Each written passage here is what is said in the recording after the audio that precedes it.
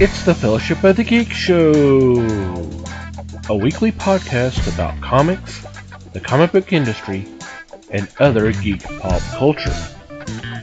Music courtesy of Manny the Martyr. And now, on with the show!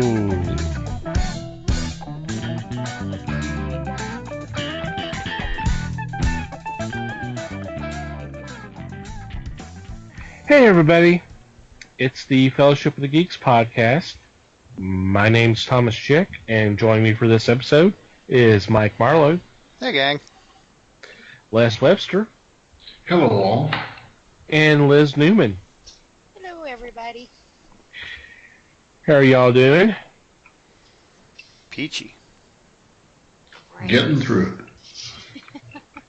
Getting through it? Okay. Hope everybody out there is doing all right. So, what's been going on in your corner of the galaxy? Well, I feel like we just did this a few days ago, but because last week we recorded late, and so this week we're back on time, and it really was just a few days ago. So in a way, I feel like I haven't done anything, because really all I've done is edit a damn podcast. But I guess I did finish. I talked about I was reading the Hellboy Omnibus, Volume 1. I finished that, and I picked up the Black Magick, Volume 2. I started that. Actually, I just started that today. So I guess I did actually read some comics in the last few days. But like I said, it just feels like not much. Feels like it hasn't been very long. The damn Doctor Who thing is over, so we'll quit harping about that finally. That finally ended. Ended kind of with a whimper, but whatever. Aww. Okay. Well, I've read something this week. Oh, cool. Well, in the last couple of days. Actually, I don't remember picking this one up. So when I was cleaning up, I ran across it. It's kind of one of those you start thumbing through it, and you have to keep reading it. But it's Stowaway to the Stars. It's comic, but it's not the typical comic book. There's like a splash page, and then like the story's off on the other page by itself. And just some of the artwork in this book is just really amazing. Well, this was the John Byrne thing, right? Yes. Right. Yes. Yeah, I remember you and Les talking about it a few weeks ago. No. See, I'm late to the game. Well, it was one of your. I believe it was your. It was either it your or my Les's pick. Yeah. It might have been Les's pick. Yeah. But I remember Liz saying, "Oh, that sounds cool." Yeah. Well, I was right. It's really cool.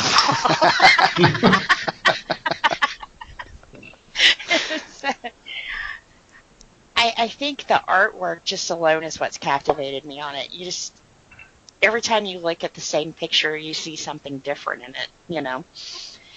And the story so far has been really good, too. It's told from the perspective of Eliza. So, that one's been really good. Cool. Cool. That is cool. John Byrne's done some good stuff, Mm-hmm. to say the least. It's too bad they haven't done a big compendium of his work, because he is all over the place. Yeah. There is a couple of I guess it would be omnibuses. Omnibuses. Omnibuses of his Marvel stuff. There's some just strictly of his Fantastic Four, but there's, I think, one. It's not out. If it's not out already, it should be coming out soon. Of his other stuff, whether it's be Marvel Team Up or just some of the other Marvel titles he did, and of course there's always the X-Men omnibuses as well. So how about you, Les? What have you been up to? I've got to say that Liz and Mike have read a lot more than I have this weekend. I just have not been part of the reading community. So I'm just going to sit back and say nothing. Weren't you somewhere this past weekend? Didn't you check out a show or something? Yeah, I was at the comic convention here in the local area. I did get to see some creators there, and that was kind of fun. But but being part of a reading group, nah, not me. There was a local show this weekend? Mm-hmm. The same weekend as San Diego. Yes. Genius, that's what that was. No wonder I never heard of it. Well, there were some names there. Yeah, they did have some nice creators there. Good, I guess. Cool. For me, I caught up on some of my reading. Yeah, finished up the Doctor Who stuff, but also another thing on Twitch that came down that Friday. Those who were longtime listeners of the show or may have picked up some of the earlier episodes will probably recall this. But in the early days, when we were looking at Twitch as a possible avenue for us to start doing a show again, before we started to do podcasts, we were looking at Twitch. And one of the first games I got kind of attracted to watching people play was a game called The Culling, which is a battle royale, mainly melee, and traps. And the alpha version of the game came out just about the time we started recording. So the timing was kind of interesting. It was popular, but it started losing popularity due to, well, several things from what I understood. One was the complaints of new players just getting their ass handed to them, so they started kind of making changes to make it a little bit easier for them to play, which made the hardcore veterans decide to leave. And, of course, the Battle Royale genre has taken off, especially with the likes of PlayerUnknown's Battlegrounds, Fortnite, and there's just a bunch of these types of games out there again. So everybody basically left the game.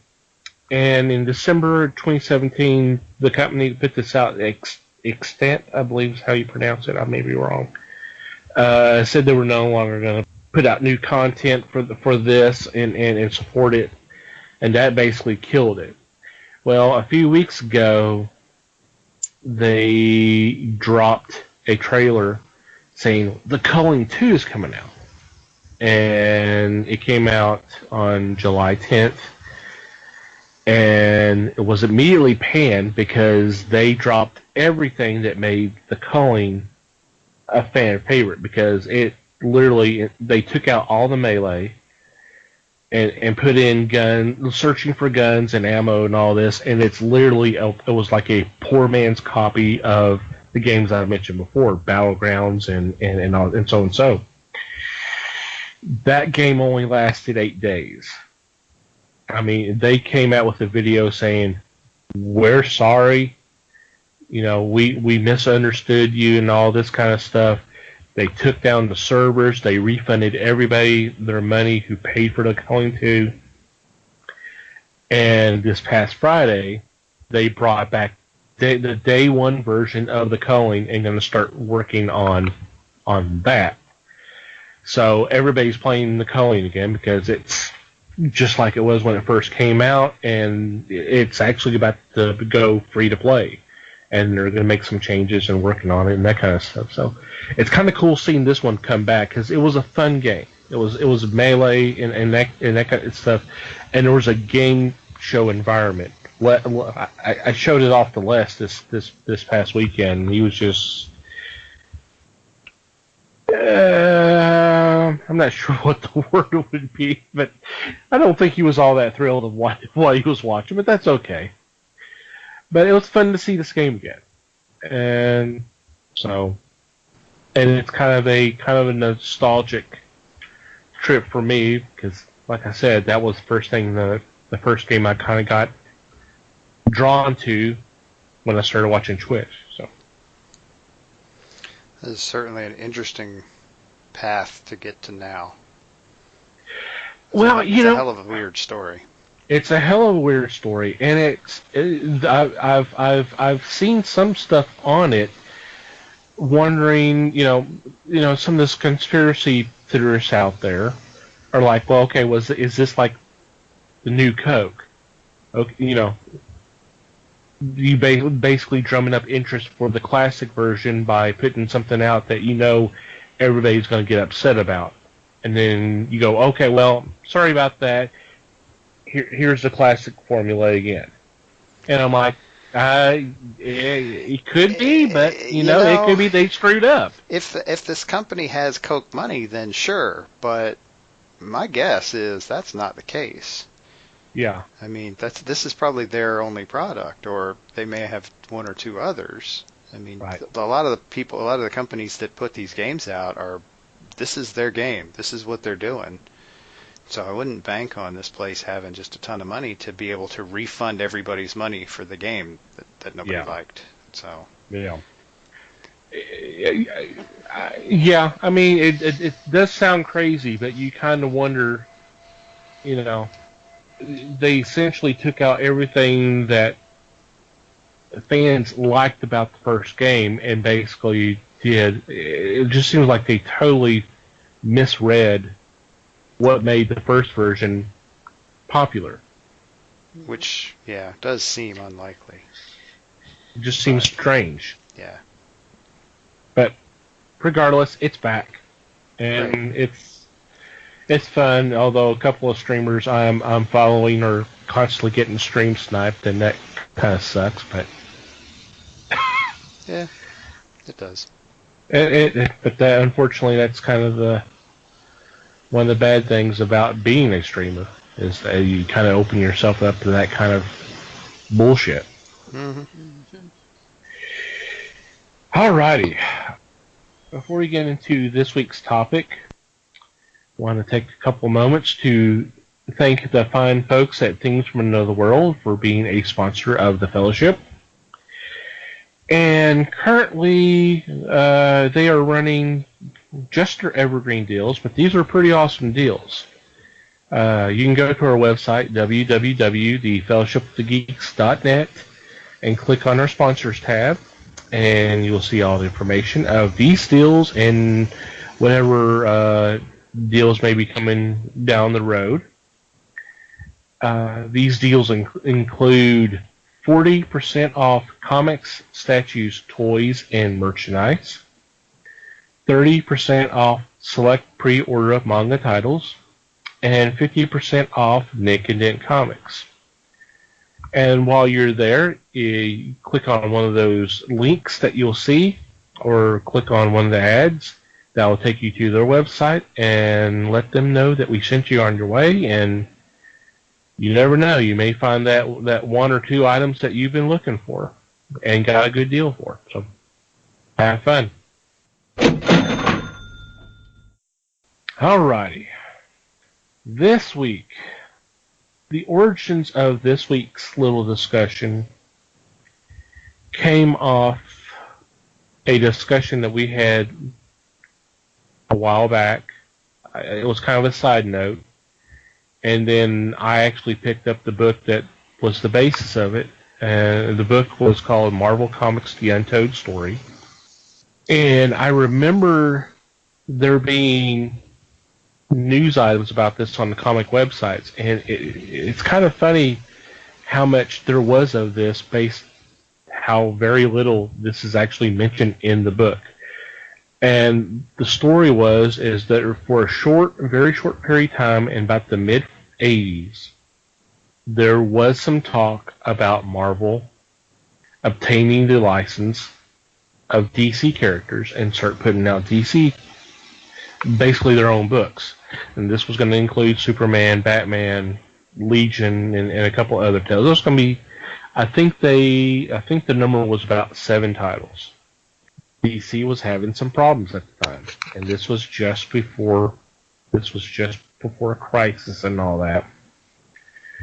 It really didn't get much further than that because they got involved with a lawsuit with another publisher regarding printing costs, I believe, with one of the printing services. So it never really got any further than that, other than supposedly John Byrne was going to be doing a Superman book, and then a couple years later, after Crisis, John Byrne has left to go to DC, and he's taken over Superman, kind of similar to what's happening now with Bendis and Superman. Starting off with a mini-series called The Man of Steel, which is basically resetting the origin and getting everything set up for his run.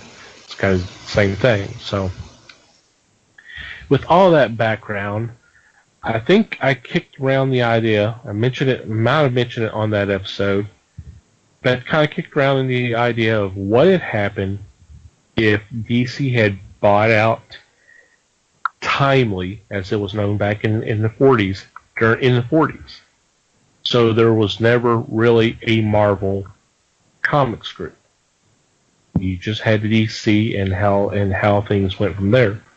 And I thought that would be kind of a little interesting little kind of discussion, and we'll see how things go from that. So with all that groundwork laid, I am opening the floor to your thoughts. Well, let's take a look at the situation that DC was in at the time, and also look at the situation that Marvel was in during the 70s. If you take note of what DC was having trouble with, they were running some titles that were obviously not big sellers, but they did right themselves when they took over the Crisis story, and that boomed. They had established the Crisis stories in Justice League issues, usually about once a year was another Crisis, and it culminated in their huge story in the 80s. Now, if you look for Marvel's problems, they had an extremely low stock cost. The opportunity to buy stock in Marvel was phenomenal. I wish I'd had the money. And if Marvel had sold to DC, and look at the properties that were available, I can see DC revamping some of the stories similar to what DC did with Stan Lee, creating some of the characters from DC, and that was a DC publication. So if you look at, to me, if you look at it, you're going to have a revamp of things like some minor stars to start, such as Man-Thing, which had been in direct competition of Swamp Thing. Man-Thing has not done to me, they have not done all that well in competition to Swamp Thing. And of course it would be, to me, it'd be a great team up. this was a kind of WWE pairing that everybody would sit and go, well, they're going to be undefeated. There's no way that anyone will be able to battle them. I can see various characters getting a new push and coming out smelling well for what they were facing at that time. If you want to go back to the purchase as timely, before Marvel began, Marvel started, 61, I believe? As timely, I can see DC or National being able to come up with a lot of these characters. And I could see them hiring a lot of the timely creators, artists, and writers to run these storylines. But I'm just wanting to look at the particular of what's kind of available for DC to revamp. And I can see team-ups, or I can see new characters. I can see a new Captain Britain being a viable source, because DC does not have a strong, correct me if I'm wrong, but I don't remember them having a strong English character that does exactly what Captain Britain does. And of course, that X group that Britain commanded. So, since I'm babbling now, I'm going to pass it off. And hopefully somebody will write this for me. I don't know if forgetting the name Excalibur counts as babbling, but anyway.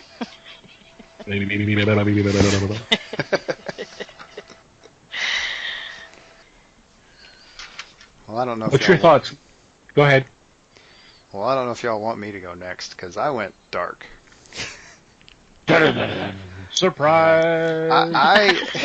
Yeah, I know, shocking, right? What? Well, No and I pink also, puppies? no, I didn't do it. I didn't eat any puppies. The night is still young, but anyway. I kind of decided with this to go from a little more of a corporate point of view, since we talked about a buyout. And I kind of set it a little early, like in the late 40s. I mean, it could have been as late as the early 50s, but I kind of put my time machine hat on and jumped in and went back there. And just from a strictly corporate standpoint, and honestly, looking at kind of some of the history of the way DC/National operated in the time frame, the 40s was when they were very protective of their IP. At the time, there were lawsuits. There were several lawsuits. And the main claim, it seemed, from my, I will call it limited research, but from my research, was that they were accusing people of ripping off Superman in that time frame. And so they were suing everybody, anybody they could find. If they thought they had a case, they were suing them. Because of that attitude, I kind of saw the acquisition of Timely Comics as being a pretty hostile takeover. And what made sense to me given that was that they're probably really just going to torch the place. They're going to lay off a lot of people really fast, and they're going to absorb some of probably what they think of as the better writers and artists. Now, the kicker there is that's going to do two things. That's going to create, if not a monopoly, then a very large percentage of the market in one spot, in one company, effectively creating a monopoly. The other thing that's going to do is it's going to put a certain young editor out of a job. And that's going to be a bad thing for the comics industry. I'm not going to sit here and say Stan Lee was the lifeblood of the comics industry in the 1950s and 60s. But let me tell you, if he leaves the comics industry in, let's say, 1949, he's still young enough to do something else. Yeah. And if National is taking over as an effective monopoly, he's probably going to have a hard time. I mean, one, he might be bitter towards them, and two, he might not necessarily be all that welcome in their eyes. So I think a very likely scenario is that Stan Lee leaves the comics industry in the late 40s or the early 50s. The bright note of this is that the Stan Lee in my little timeline could very easily go on to be at least a moderately successful novelist. So I think he still has a nice career ahead of him at this point. And we're gonna go with that. We're gonna give Stan Lee a semi-happy ending out of this whole thing. Yay! Because I think what's going to happen is that National, whether they choose to rebrand themselves DC Comics or not, is going to control the comics industry for a good while. And without any significant competition in the comics industry, I have a hard time believing the comics industry is going to grow. Yeah. I think a lot of what Marvel did a lot of what Marvel and Stan Lee did, and the other folks that helped him. Don't get me wrong. I'm not pinning everything on Stan. There are lots of other names there that I'm not remembering off the top of my head that helped him out. But they created a whole lot of direct competition for all of the DC titles. And traditionally speaking, that kind of competition tends to make people better at what they're doing. And if National doesn't have that, they're not necessarily going to get exponentially better at what they're doing.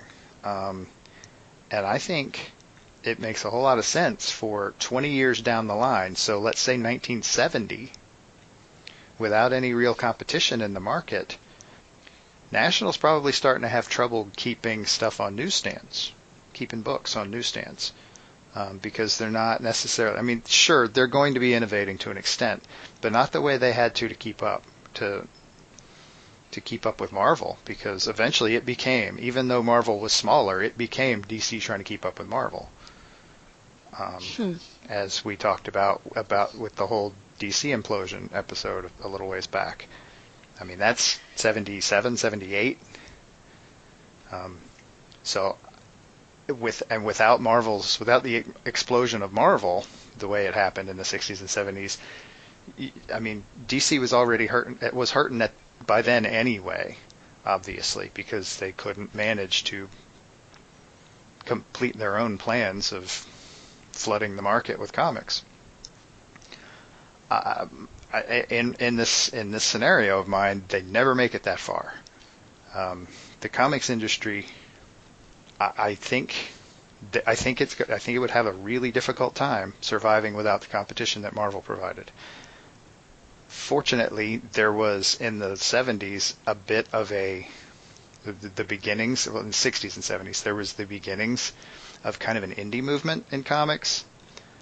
I think at this stage, that's probably the only reason we would still even have comics in 2018 at all, is because you're going to have indies. Because mainstream comics, and like I said, I went dark with this, I think mainstream comics dies out by the late 80s.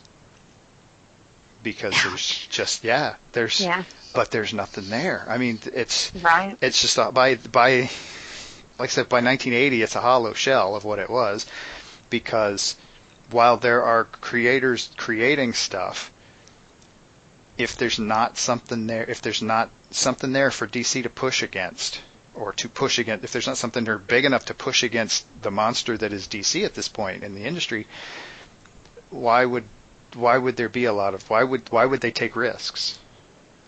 Yeah. So, I mean, yeah, I'm not trying to put more weight on Marvel than DC as far as innovation goes. I think DC has done some innovating over the decades. I just don't see it happening without that direct competition, and I don't see any reason. I mean, it's possible that somebody else would step in and become the Marvel Comics equivalent. I think it's really unlikely. I think Timely was kind of the best shot they had, and I think that Stan Lee being in the position he was in at that time was kind of I'm sure Stan would agree. There's a whole lot of luck involved in all of that. Yeah. I think National buying Timely in the late 40s squashes that luck entirely. And I think the comics industry doesn't survive. If you're lucky, the indie scene hangs around long enough for the internet to show up, and it probably finds a way to explode into the webcomics thing. And so you may end up having webcomics without having a comic book industry to back it up or to be there in the background. I think that's your best bet for having the people we have today creating stuff, is that there's going to be something. I mean, the idea of comics doesn't die. Just the idea of comics being a widespread phenomenon. You don't have the mom and pop shops. It doesn't evolve into what we have today, because it essentially doesn't survive the 80s. Because I don't know that there's any reason for it to.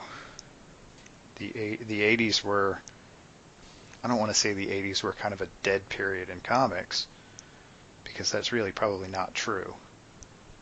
But it certainly wasn't the 70s, and I don't know that it would survive long enough for the 90s to show up and all of the stuff that happened then.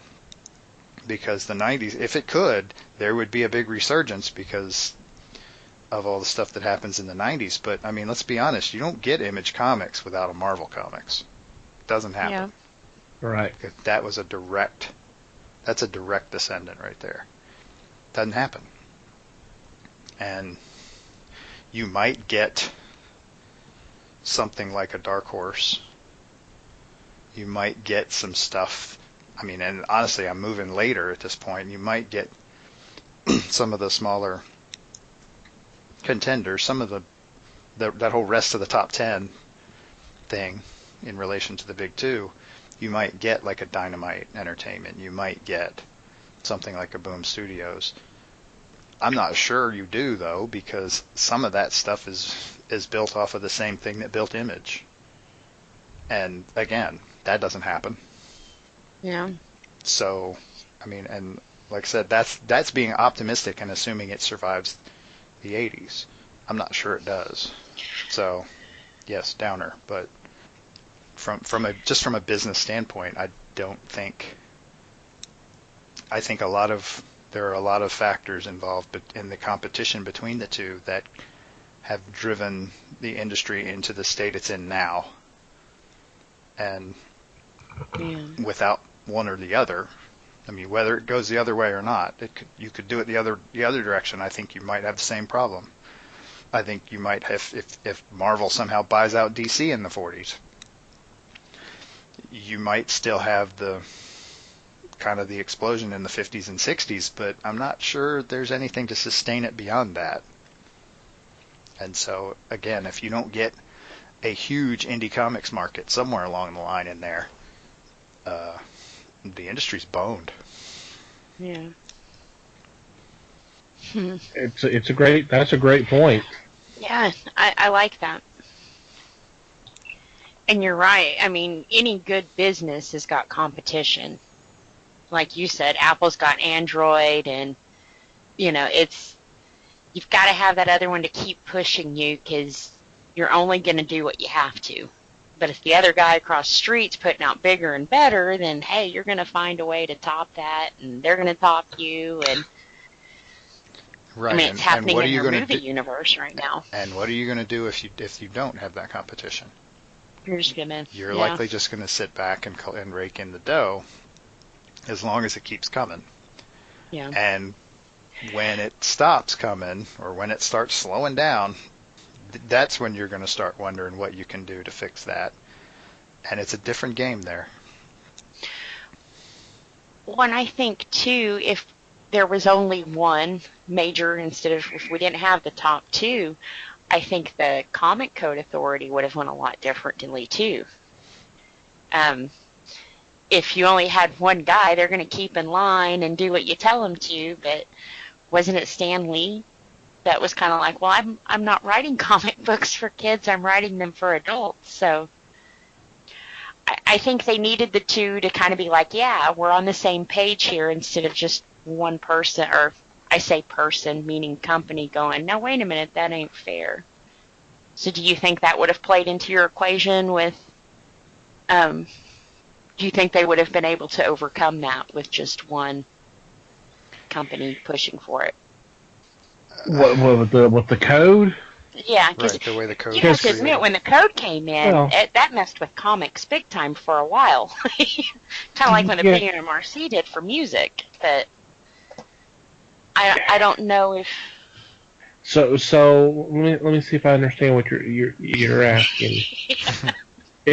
No, I mean, I just want to make sure. I think it's legit. I think it's a legit point. If they came up with the code authority and DC says, yeah, we're not going to play this game, you think it would have gone away? Is that what you're talking about? Is that what you're saying? Well, wasn't it kind of a meeting of the minds with the comic book companies that came up with the code to sort of placate the whole situation? Well, to a degree, but it really wasn't, I mean, with heavy pushing from outside, obviously. Yeah. True. But so, I mean, I'm not sure. Whatever. They kind of set the rules that they had to self-regulate themselves with. Right. And I think it's a different fight. Really... Go ahead. I think it's a different fight. Fighting essentially a monopoly versus fighting an industry with multiple. I mean, even with just two. I mean, you've got these two companies that have been kind of fighting each other for years. Yeah. If you're pushing both of them, if you're pushing the industry to change, you're giving the two companies that have been fighting each other for years a reason to unify. Yeah. Which is, again, a different ballgame than it would be if it was just one company. I suspect it would have been a longer fight with just one, with just DC. I don't know that it would have gone differently, other than it probably would have gotten a lot more legal. You probably would have been in court a lot more, and eventually somebody probably would have ruled against DC, and that would have changed the game. Honestly, this whole thought might be one of the reasons why in my little doomsday timeline, why DC would have lost some more market share in the 50s and 60s, because they would be spending a lot of money fighting this thing, a lot more than they would have if they hadn't had Marvel to share the load. Right. But also, it would have affected the level of creativity again. It would have basically driven it down a bit more, and so it would have been a bigger distraction for DC alone than it was for DC and Marvel. And so, yeah, I mean, I think it would get handled differently, and it would probably end very differently, and probably not in a good way. Yeah. I just asked that because of your timeline that you gave. No, yeah, that's actually that's awesome, because I kind of hadn't really even thought about that. Cool. No, and I can see what you were saying almost actually happening. First thing they do is get rid of the good talent, and Stanley's out the door. But right, and he's in a position where he could go, like I said, just start writing. And just start writing. I mean, honestly, you could start writing what today you would call middle grade fiction in pretty much any genre he wanted, and done fine for himself. I mean, he would have been the predecessor to. He was an awesome self-promoter.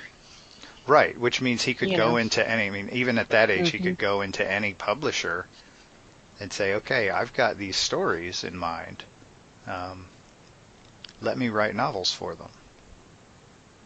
I mean, honestly, he could plop down for a year, write a novel or two, and take them to a publisher and just sell them to the publisher, and then just keep doing that. And eventually a big publisher would pick him up on a more permanent basis, and he'd be fine for life. He'd just keep writing a book or two a year and keep going.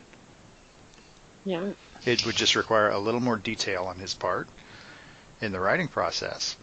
I wouldn't put that past him at all.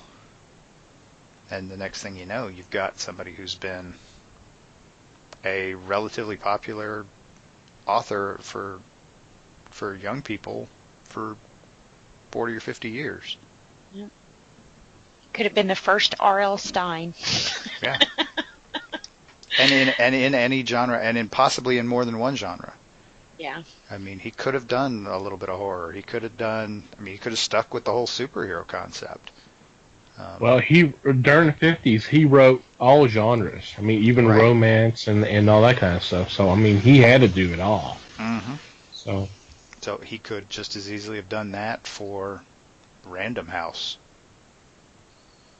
as Marvel Comics. Yeah. Like I said, just take a little more work on the front end. He doesn't have the easy in that he had at Marvel. But yeah.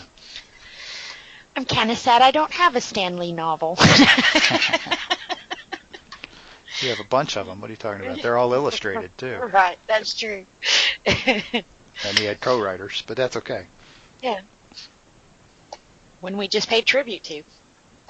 Mm-hmm. Mm-hmm. I think you're on to something there, Mike, about just the whole thing of it possibly becoming a monopoly. I still think there would be other publishers, but they'd just be so minute. I mean, you had Gold Key and some of the others that were doing this, that, or the other. But yeah, they would be such small potatoes that it would be, And you might get some of the folks from Timely trying to band together and do something on their own separately. Mm-hmm. Like all the people that got laid off, basically. Right. So you might end up getting a smaller and newer group of something out of that. But yeah, unless that The only hope or prayer that any of them have is if a bunch of those little guys at the time find a way to band together. Yeah. And essentially create another corporation, a second, not monopoly, obviously, but a second large company, a number two to be in the big two. I mean, you don't get the competition because DC's not even going to blink at. I mean, if DC's got 70% of the market, just because, and I only use 70% because right now DC and Marvel generally, on average, combine for about 70% of the market. If they've got 70% of the market alone and nobody else has more than 5, there's nobody there to compete with. There's no, you don't have to compete with 5% because they're not worried about what they're doing. Exactly. They don't need to because they've got 70% of the market. Yeah. And eventually that dwindles. And it's not that 70% that dwindles, it's the market that dwindles. Right. Because they're not doing anything interesting, and you're never. I mean, the 5%ers, yeah, sure, they may be doing something interesting, and people may be interested in buying it, but that's not going to swing things enough for DC because DC will get to a point where they see that happening, and they're like, okay, well, all we have to do is just enough to knock them out of whack, and we're fine. They start cruising. And like I said, there would be some innovation still because they'd have to knock down some of those 5%ers, but they don't have to do anything impressive. They don't have to take any risks. When you listen to a lot of the artists today, and a lot of the people from that timeline is who influenced them, so it also makes you wonder how much we would have lost. Yeah. If they wouldn't have had their hero to look up to, how many of them would be scientists now or in a band or or writing in some other format and I mean, like I said, like with Stan, writing novels or writing, I mean, honestly, journalists and stuff like that and technical writers, they would go have careers. Yeah. Yeah. And we would never know about them. Yeah. So I'm kind of glad that this whole thing didn't happen. Like I said, it's a dark timeline, I admit. Yeah. I'm glad it didn't happen. But me too. Well, like I said, I would like see Stan Lee as like Stephen King or something, Yeah. That would have been different. Yeah. What's your thoughts on what Mike said, Les? I believe that he expressed it quite well. Yeah. I agree with him. Yeah. And it's another look, another perspective as to what could have happened. And luckily we don't have any instances of imaginary story type stuff. This is how it would have happened. This is what would have gone on. So, kudos to Michael and the ability to dissect it as well as he did. Yep. See, and the fact that my brain does this is why I don't like time travel stories. Because that did cross my mind there. Right. I mean, because generally they're either something like this, which is so dark you'd never want to see it at all, or there's they make the huge mistake of time travel stories, which is having one person in the middle of it going, this isn't right. Well, no, it isn't, but you don't have any way of knowing that. Yeah. They have no way. There's no reason for them to know that it's not right. And so there's no reason for them to try to fix anything because that's the way their timeline has always been. And that's the thing that bothers me about time travel stories, is that they get that wrong all the time. All the time. Yeah. Time travel stories are not supposed to be happy. They're not supposed to. The goal is not to get the timeline back to the way it was, because that's not how that works. That's not. It never was that way. Whatever was broken, and there's not any reason for somebody now to know oh man, it's a damn shame that Stan Lee guy didn't become the head of some major comic book thing. That's anyway. Sorry. Well, unless you're the Flash and you broke it, and so you know what you broke. Right. See, that makes more sense. That makes more sense because that puts, however that breaking thing happened, puts that one person outside the timeline. Mm-hmm. And so they can know. At least that's at least as good a way to BS it as any, so that it works. And yeah, but. Yep. How about you, Thomas? Oh, I think unfortunately, I think Mikey's correct. I mean, there's still a possibility of someone trying to become that number 2, but Timely as a publisher, it had some success, and Atlas had some success, but when it became Marvel, it became something different, and it's because of Stan Lee. No offense to Steve Ditko and Jack Kirby. Yes, they all played a part in it, but But Stan was the guy that brought it all together. Stan was finally at enough pestering, was given the ability to write a story for the last issue of Amazing Fantasy. At number 15, and it was a story about a kid who got bitten by a radioactive spider, and that's where Marvel took off. What? That could never happen. Just kidding. So if Stan's not there, and he really got a chance. I mean, we talked about him writing different stuff during the 50s and all that, but he got the job with Timely. Because Joe Simon, he's Joe Simon's nephew or something, cousin, yeah. He was related to a guy. That's how he got the job. Yeah.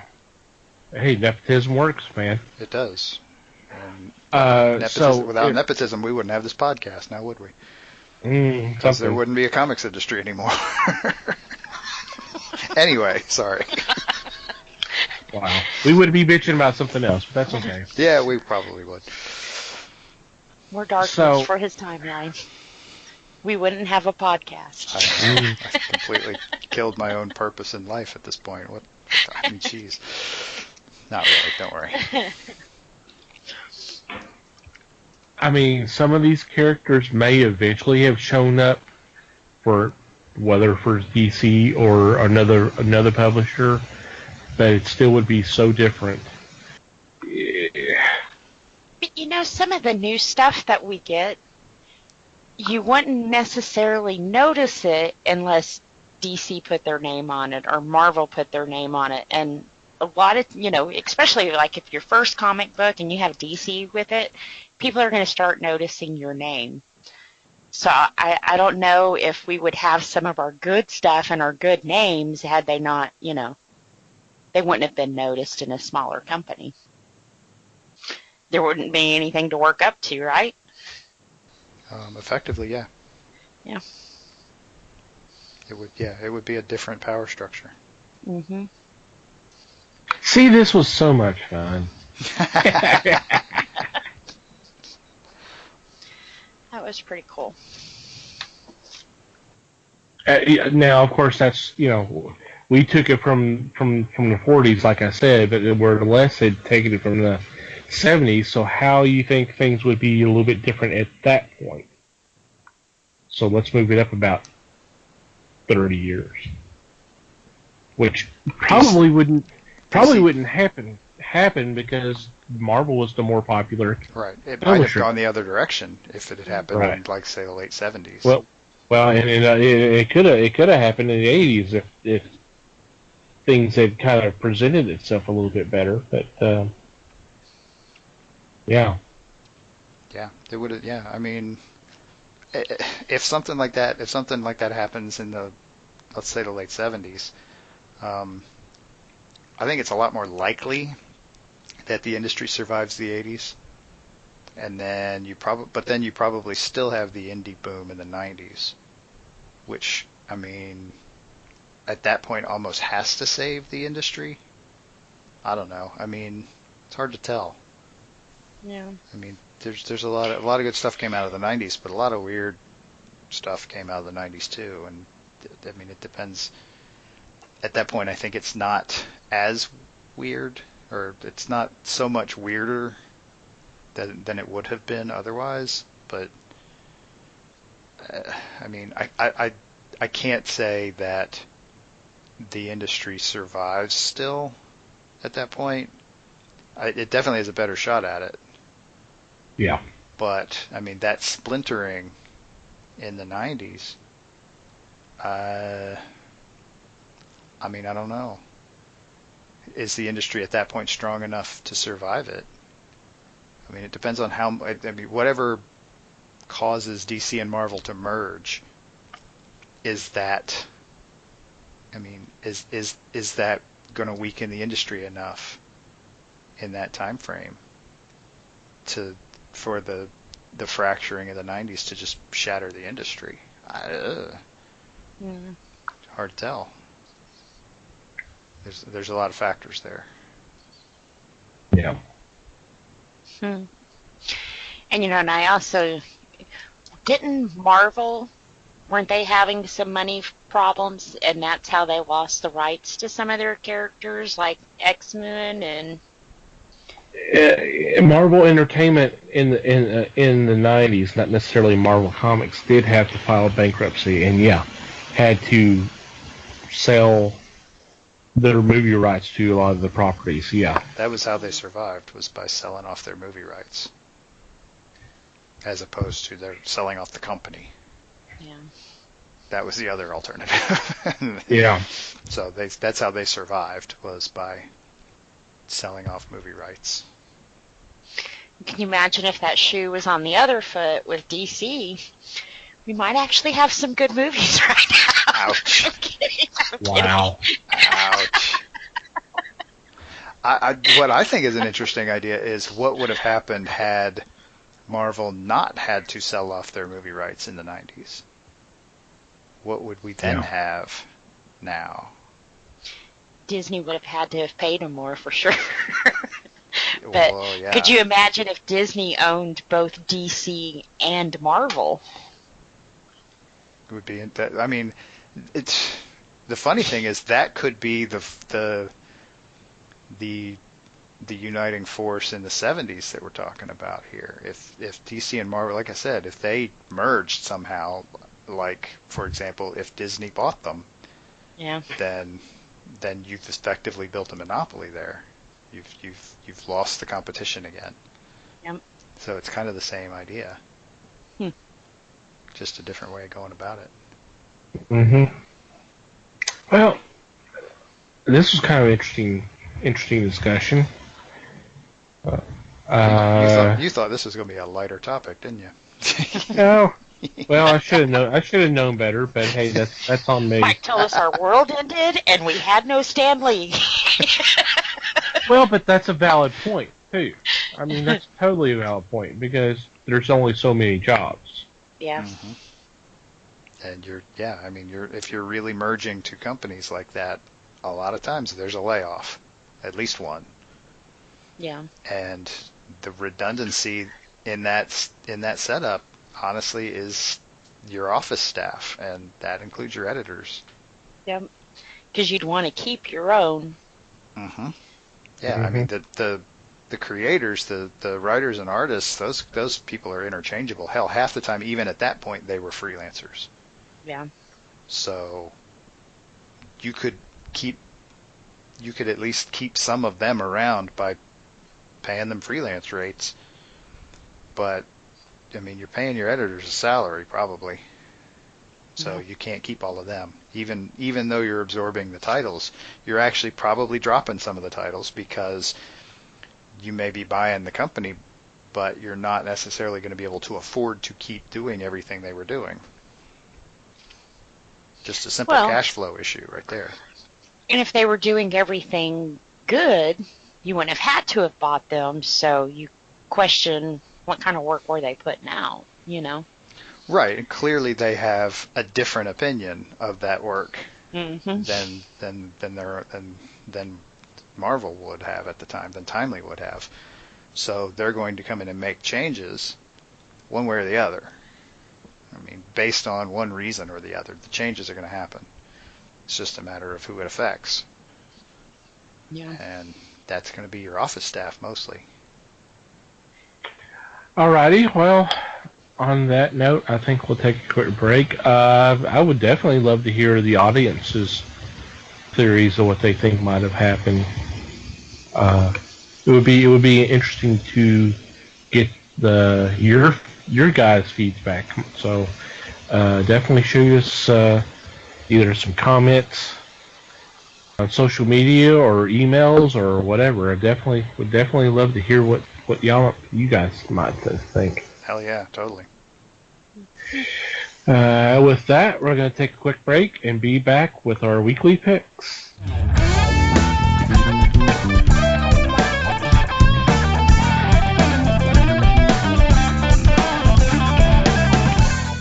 And we're back. It's time for our weekly picks, and leading off is Mike. Yep, I'm leading off, and I'm starting off with an Image book. I'm excited because I somehow missed that this was happening, but Eclipse is coming back. Number 9 comes out this week, and this is a really fun little sci-fi series. The nutshell version is, imagine a world in which some event causes sunlight to burn human flesh like in a matter of minutes. There was some sort of cataclysmic event. It killed millions and millions of people. The survivors are basically living in the sewers under New York. And we've got a couple of main characters running around trying to figure out stuff. If you haven't read the series, like I said, there were 2 arcs. This is only issue 9. They're short trades. Check them out. Jump in on issue 9 here. It's a lot of fun. Woo! Sounds hot. Ouch. Sick burn. Yes, another dark book. Surprise, surprise. Yeah, it's not really going to get lighter for a bit here, but okay, keep going. The next one's dark too. Just saying. Well, I'm just it's kind of the way you've been tonight anyway. So I really didn't mean it that way, but yeah, just sort of coming out there. I don't know.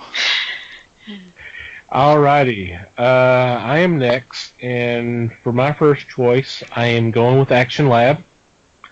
It's Midnight Tiger Stronger. This is first of a 4-issue miniseries, and this originally was going to be part of. I think this was going to be the storyline. Was going to be part of their Actionverse line, but apparently they decided to go a different direction, and that's fine. Written by Ray Anthony Heights, who's the creator of Midnight Tiger, and co-written by Vito Delasante. I'm sure that's a name, if you've listened to us quite often, you've heard that name several times. He's also the creator of Stray. But this is we're getting Gavin back, and of course Stray is going to be part of this. Part of their hero line for Action Lab, and I've been waiting for this. This was supposed to come out a while back as part of that Actionverse, but I'm not complaining. We're getting it. I'm happy. It should be fun. Definitely check this one out because the prior adventures had a very early Spider-Man like vibe. It was very action-oriented, very fun. So definitely check this one out. Yep, cool stuff. Sounds good. Alrighty, Les is next. My first choice is from Live Right Publications. The Ghost Script, a graphic novel. This is by Jules Feiffer, the great Jules Feiffer. In this, Feiffer looks at the world of Hollywood around early 50s. At the U.S. had problems with the witch hunts and the Red Scare. So in this, a private eye, Archie Goldman, is, as they say, always a step or two behind in this story of plots, counterplots, and grim violence. I want to read this because I am a fan of Feiffer and his early works. And in this one, he gives you several characters, and he takes a look at Hollywood at that time, which was pretty much in I guess, would you say, upheaval? And it would hopefully give you a good storyline to relate to others. So you may want to take a look at this one, The Ghost Script. Interesting. Yeah, definitely. Alrighty, Liz. All right, for my first pick, it's a title from Image called Leviathan. It's a new series, of course, I guess, since it's number one, right? But guy doesn't buy enough beer for his party, so he goes out to go get some more beer, and he comes back, and typical party behavior, they have summoned a demon from hell. So I take it he's going to have to figure out how to put this thing back or run really quick. So, written by John Layman. Like I said, this is Leviathan from Image Comics. You know, party stuff, just common party stuff. Oh, sure. I want to come to one of your parties.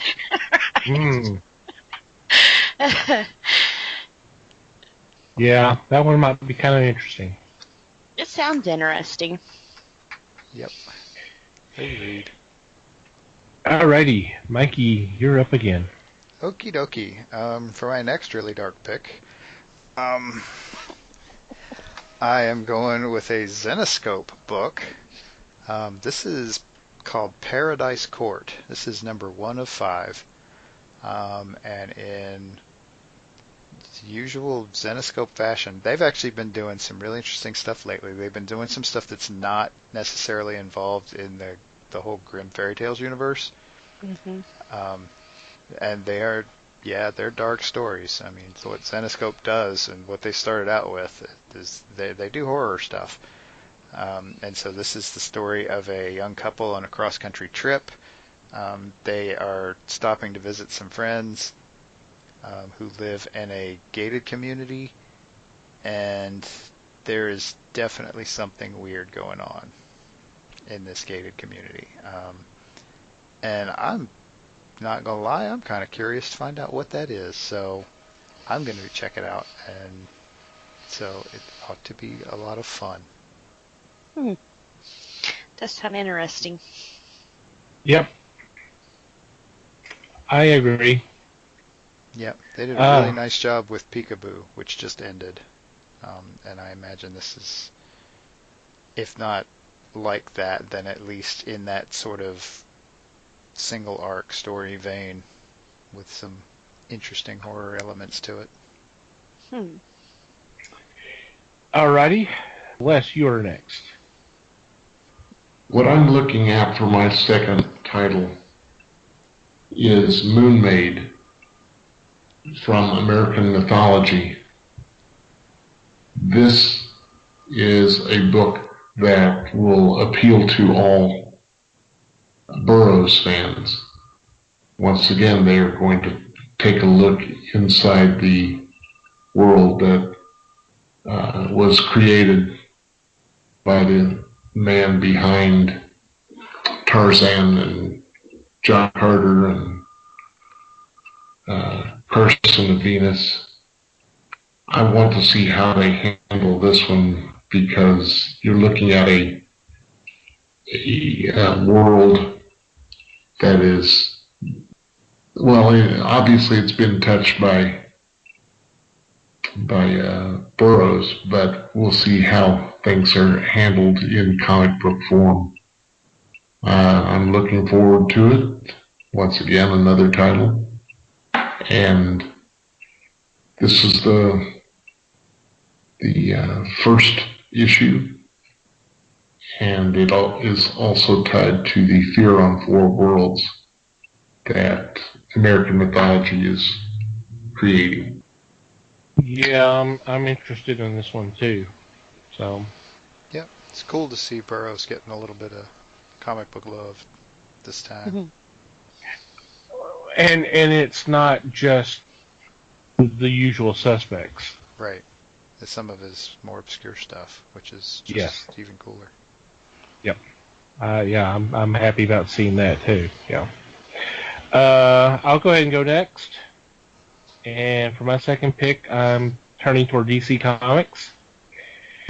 And it's Adventures of the Super Sons. They are back. And Peter Tomasi is writing them again. And this is the first of a 12-issue maxi series. And this is from what I have read about this is apparently going to be a storyline that takes place during the first run. I guess so. It's just a story that has not been, a secret, untold story. But I just love the chemistry between Damian and John. I usually chuckle a few times reading every issue. It's one that it's a team that should not work, but and sometimes they don't work real well, but they get the job done. It's usually pretty fun. So I'm ready for this to come out. As am I. Mm-hmm. Cool. Alrighty, Liz. Alright, for my second pick, I'm going with a hardcover out of IDW for Danger Girl. It has all of J. Scott Campbell's beautiful, gorgeous artwork inside of 64 pages. We also have a few more artists you guys may know. Adam Hughes, David Mack, Joe, I know I'm going to mess up his last name, Quesada? Quesada. Yep. Joe Quesada. Joe Quesada. So it should be a really gorgeous book. And of course, I'm going to keep saying gorgeous because every time you see his artwork, that's the first word that comes to mind is gorgeous. So definitely pick this one up. It's Danger Girl Gallery, hardcover edition. Should be gorgeous. Hey, Liz. It's is it gorgeous? Yeah, okay. You know. You sure? Good choice. Yeah. It'll be pretty, too. Not just pretty. It'll be pretty. It'll be pretty gorgeous. Yep. Yeah, he's got that style that when you see a girl, you automatically know it was drawn by him. I mean, I don't know what it is about them, but usually you can pinpoint his work because it's gorgeous.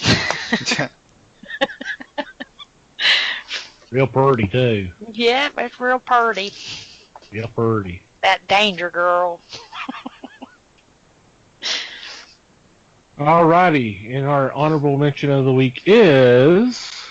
Our honorable mention of the week is a much lighter book than I've been doing today. It is from Marvel Comics, and this is, I believe it is Volume 3 of the Marvel's Epic Collection for Fantastic Four, and it is subtitled "The Coming of Galactus."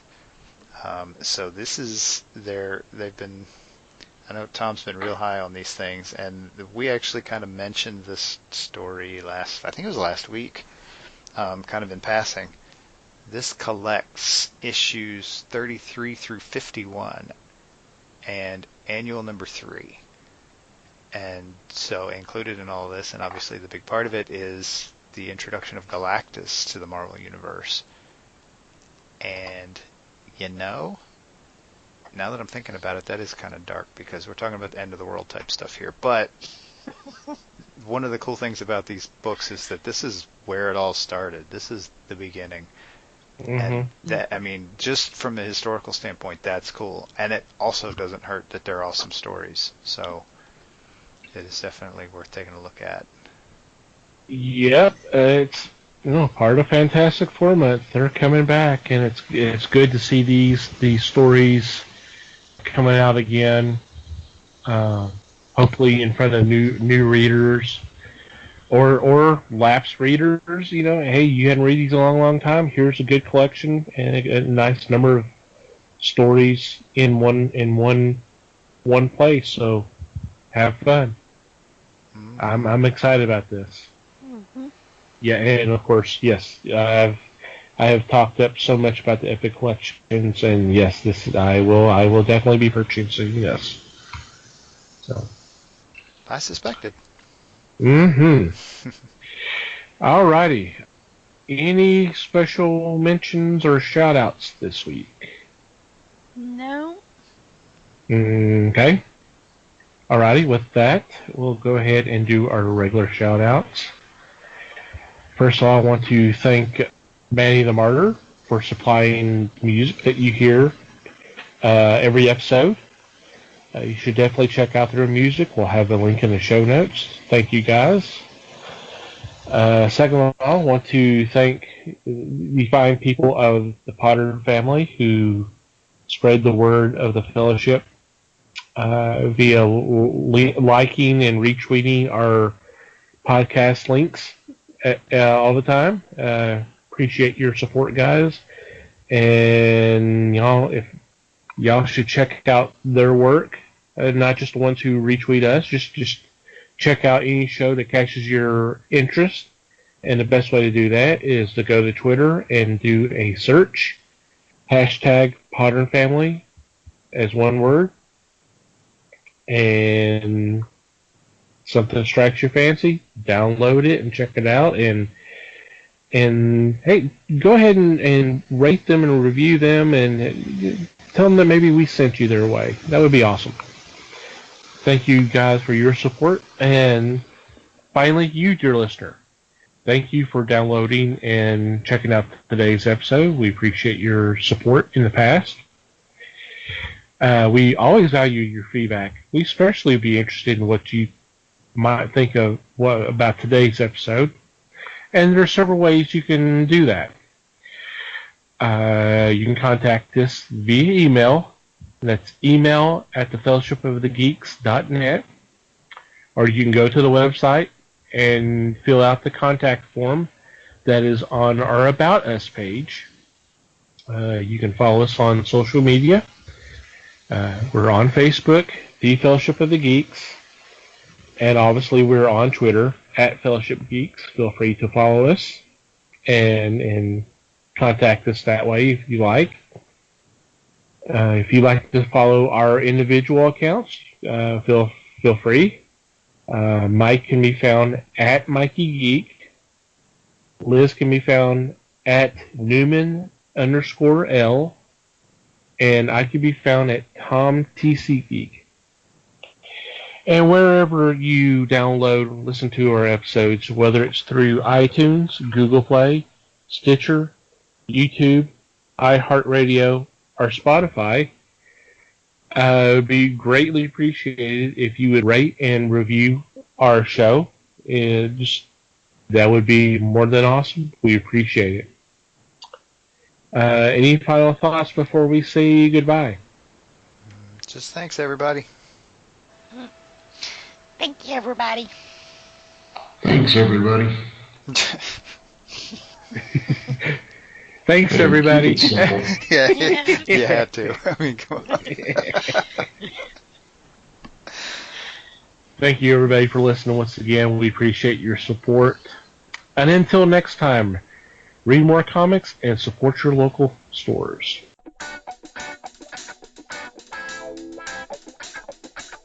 We thank you for listening to the show.